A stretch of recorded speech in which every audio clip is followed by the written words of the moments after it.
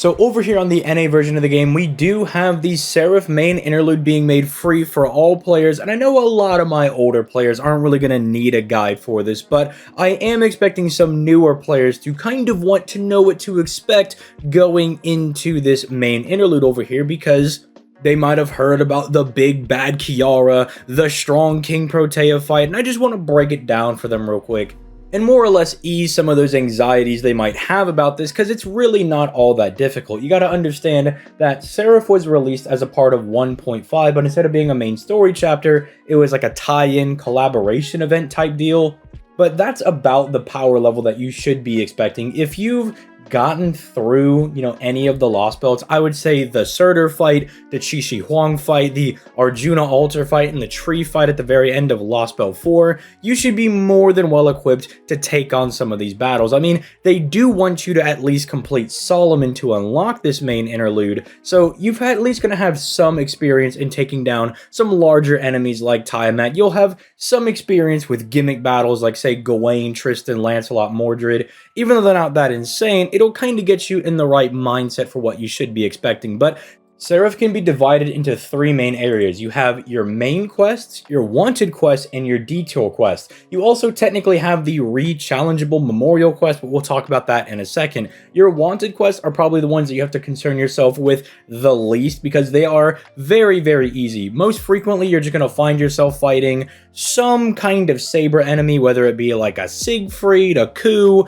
with the break bar being anywhere from like 250k to like 350k HP, and they have some kind of gimmick, as in all of the fights in Seraph, there is this BB slot machine that is going to buff or debuff you, mostly going to be debuffing you though, in a lot of these fights, and you got to put up with some gimmick. But realistically, if you've taken down anything from 1.5, or again, anything from a CQ, from a more modern event, any of the Lost Belt fights, these are going to be walks in the parks, because aside from their standard kit, say with Ku having his triple dodge, the debuff cleanse, the guts, they're just going to have some random accompanying debuff for your party, right? So for Ku, it's an arts down of 20% for 10 turns, so it's really not all that difficult. You should be fine in clearing it. The detour quest is where I think things get a little bit interesting. They're not all that hard. You might find a little bit of struggle here and there in the 1st through 9th, but it's nothing you shouldn't really be able to clear. I mean, some of them have break bars,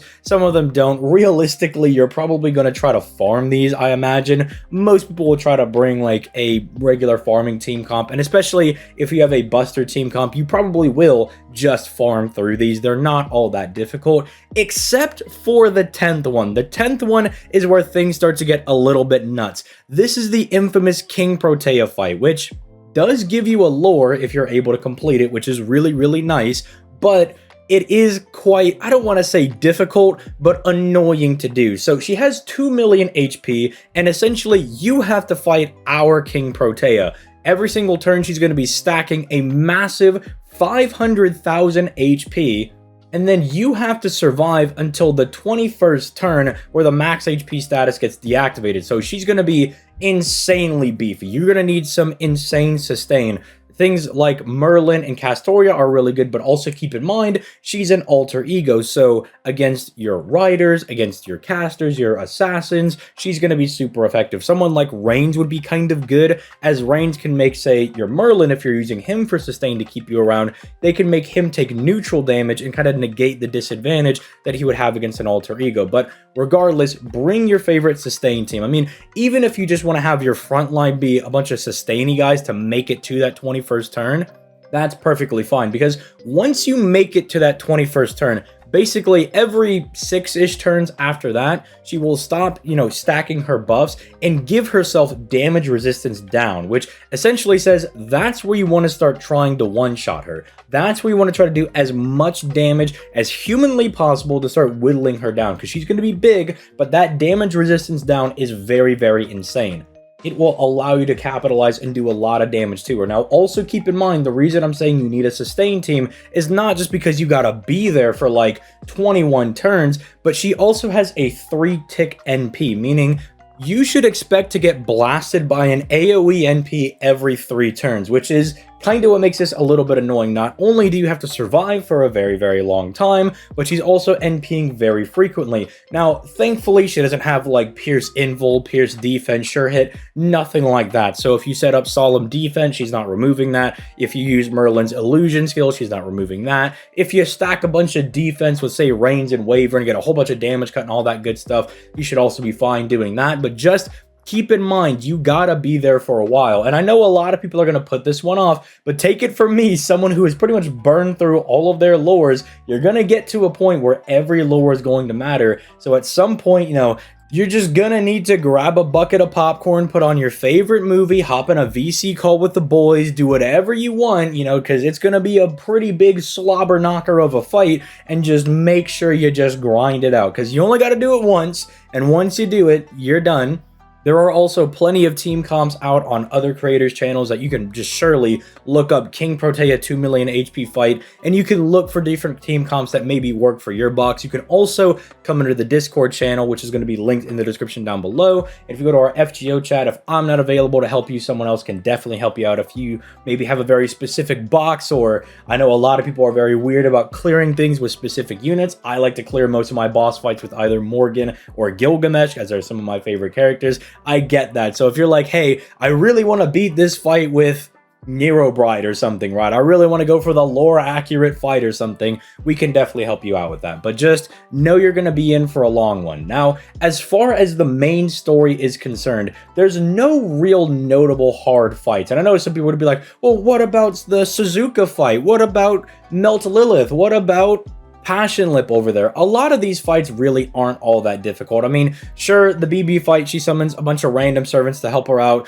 and, you know, Melt Lilith can remove your buffs on her NP, but it doesn't proc first. Suzuka can be a little bit tanky, but for lack of a better term, they're not any more difficult than stuff you've probably already beaten. I imagine that most of the Babylonia stuff that you had to go through, or even some of the Camelot fights you had to go through to even get to Seraph, are going to be more difficult, if not kind of on par with what you're going to be fighting over here. I mean, they don't have break bars, but some of those mechanics are really annoying. I mean, you got through, say, Mordred, who fires an NP every single turn. You got through Tristan, who has really weird class type advantage. You got through Gawain, who's just kind of as bulky as Suzuka, let's be honest. So if you can clear those, and again, anything else from Epic of Remnant, you know, that's Shimosa, Salem, Agartha, Shinjuku, if you can make it through that stuff, you can make it through some of these fights. The main real annoyances that might trip up some newer players are going to be the Emiya Alter fight, because he pretty much has a random class and he just kind of takes neutral from everything. But just bring a strong guy, beat him up. He's only got like, what, 500k HP? You'll be pretty fine on that one. And then obviously the Kiara fight. The Kiara fight is the main one that I'm sure a lot of people are going to be preparing for. They're going to be a little concerned for, because, well, she's the headlining boss for the entirety of the event. So I can definitely understand being a little bit concerned about that one. But it's actually a lot easier than you're probably going to be thinking about it in your head. Now, real quick, for the Emiya Alter thing, I am remembering he does take a little bit of extra damage, I believe, from Alter Ego and Moon Cancer. So if you do have any of those, you can bring them to kind of make the fight easier. They do provide an NP5 Passion Limp if you don't have your own Alter Ego to bring for the fight, and he will give himself Pierce Invul that is unremovable after you break his bar. But again, you should be able to just kind of hit him real hard and get through there. Now, Kiara is interesting because obviously after you beat Kiara, you can fight her as many times as you want, but the main gimmick for Kiara is that as you go through Seraph, you are going to be collecting these points and these items and all this good stuff that by the time you get to Kiara, BB will come up to you and say, hey, we can make these Kiara Punishers, because that initial Kiara fight was really hard, right? Fighting big Kiara, who has like infinite buffs, you know, she's got everything going for her. Yeah, that was a little bit hard, no? Well, let's make it a little bit easier. And so you're actually able to modulate the fight to kind of make it as difficult or easy as you want. And there are essentially two sets of things you can buy in the BB shop, or at least I like to think of them in two different ways. There are the debuffs, right? There are the things that will debuff Kiara by, you know, hitting her with, say, a Buster resistance down, so your Buster servants do more damage, or, you know, an Arts resistance down, stuff like that. And then there are buffs that actually remove her innate abilities, right? Where Kiara will give herself a Buster resistance, so your Buster units will do less damage. You can remove that off of her.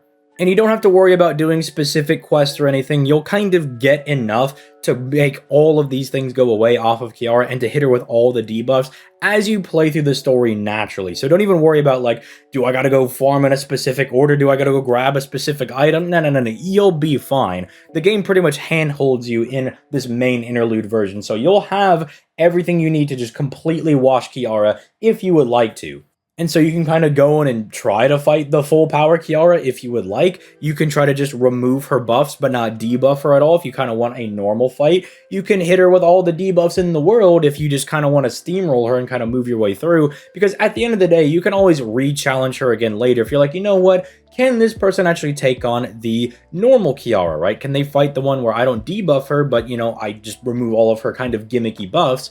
You can always do that as much as you want because it only costs like 10,000 QP to reset all the buffs. So it's really a minimal amount of QP if you want to remodulate the fight. And again, you can fight it as many times as you want. Now, Kiara herself, if you need some tips to how to beat her, she's kind of just a big bungus is the best way that I can really describe her because as Beast 3, she really doesn't take a whole lot of damage from anybody. She's pretty much just neutral towards everything, which just means you just gotta hit her really hard. Unfortunately, she doesn't have a whole lot of traits that are worth exploiting. I mean, she is female, so you can use Jack or Camilla, I suppose. She's also a humanoid, so you could bring someone like Nightingale if you want Nightingale to really do some fat buster crits. I'm sure you could probably clear with her. You may be saying, well, ZTL, she's a beast, so she should be a threat against humanity, right? So Castoria really cooks this fight. Unfortunately, no. Unfortunately, you would think that Castoria would really go in and cook this fight, but for whatever reason, most of the beasts are not on the threat to humanity. I have no idea why. I mean, it's almost like Goetia, Tiamat, and Kiara are trying to wipe us out. You would think that would quantify as a threat to humanity, but I'm sure there's some lore jargon as to be like, well, actually ZTL, because of this stated right here, they love humans actually, they don't count. So whatever, you can't use them in these fights against, they're not threat against humanity. So you can't cheese it with Castoria, unfortunately. But a nice silver lining, you know, you might be like, well, that's going to really suck because she's going to just start smacking me in the face because Kiara, you know, the one that we have, the servant one, is really nuts. She's really good. Thankfully, she does not have Servant Kiara's NP. Servant Kiara's NP heals her, it pierces defense, it pierces invul, it's crazy. It would make this fight way more annoying than it already is. Well, not really already is, but you know, it would make it infinitely more annoying. She keeps the big heal, but does not have pierce invul and pierce defense caked into her NP. It does NP and skill seal, but who cares about all that, right? Just bring like Atlas Academy, you know, give yourself the debuff cleanse and you should be fine. Or give yourself debuff immunity, right? Find a servant that has debuff immunity or really high debuff resistance and you'll be fine. She has a skill that can give her Pierce Invul for 10 turns, but you'll be fine. You know, if she does that, it's removable. It's a skill. It's whatever. You'll be able to kind of get through it. She has some really annoying skills as well, where she'll like reduce your arts performance or your buster performance, usually at the end of every turn. But again, things like this, if you're bringing like a friend Castoria, you can always debuff cleanse it. It's not too bad. She also tends to really, at least in my experience and most of the Kiara fights that I've done and some of the gameplay that I'm showing in the background in some fights that I've recorded, she does tend to be really debuff spammy. Like, she really won't attack you all that much from what I've found. So you definitely have time to ramp up some of your servants that kind of stack their buffs. Say someone like a Muramasa who stacks arts and NP damage on his NP if you're using him for whatever reason. You know, those servants definitely have a lot of time to really get going. You have time to set up, say, your Merlin heals if you're just going to try to, like, tank through everything and, you know, try to keep you up your sustain and all that good stuff. But really, it's not all that difficult. I don't really think you need to go through all that. I mean, if your box isn't as strong, you can kind of just bring 2 supports, your DPS, and then just load up your backline with any survival servants or other random DPSs, and they'll just kind of keep coming in and chunking down at Kiara. I mean, she's just kind of a big bungus, as I said earlier. So I hope this was helpful for some of my newer players. I hope if you were anxious at all about this, you're not. I mean, we just finished our Valentine event. We have a little bit before we have White Day come pop over on the NA version of the game. And so I would say take your time, go through the event. The only thing that kind of sucks is that BB, the free-to-play for this event, you still got to purchase with rare mana prisms, and there's no coins available for her, which they will fix with the evocation stuff in about 2 to 3 years, as Santa Altera did just come out. But unfortunately, they don't refund the rare mana prisms. But honestly, I still think it's worth to go ahead and just spend the 10 rare mana prisms to get yourself an NP5 BB. She's our only single target moon cancer because for whatever reason, all of them are just AoE guys. Some are BB's AoE, Arcoide's AoE, some are Kiara's AoE, some are BB's AoE. They're just not putting out any single target moon cancer. So BB is very, very valuable in that aspect as well. So make sure you go through the event, complete it, get your BB copies, and then go beat up some Avengers, I guess, because, you know, if you didn't know, Moon Cancer's super effective against Avengers. So, yeah, with all that being said, hope it was helpful. If you guys enjoyed it, leave a like, subscribe. I do upload FGO videos every single day. I might be dipping my toes into Arc Knights and dipping my toes into Star Rail a little bit, although I'm still getting beat up by random beetles in Star Rail, which is not very fun. I gotta wait till I'm not getting beat up by those guys, and I'm waiting until my Seal can start doing, like, 80k crits at the very least before I start making Star Rail content. Then I'll know that I really, really got it. But with that being said, I'll catch you guys in the next video. Peace.